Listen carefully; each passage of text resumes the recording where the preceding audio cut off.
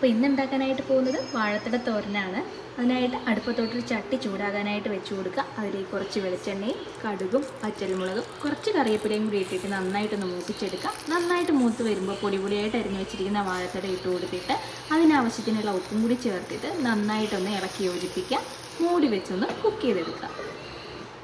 അത് വേകുന്ന ടൈമിൽ കുറച്ച് തേങ്ങ ചിരകിയതും കുറച്ച് മഞ്ഞൾപ്പൊടിയും കുറച്ച് ജീരകവും കുറച്ച് തന്നെ മുളക് പൊടിയും കൂടി എടുക്കുക.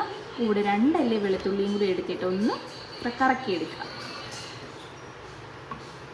വെന്തുകൊണ്ടിരിക്കുന്ന വാഴത്തടയിലേക്ക് നമ്മൾ ക്രഷ് ചെയ്ത് വെച്ചിരിക്കുന്ന അരപ്പും കൂടി ചേർത്ത് കൊടുക്കുക.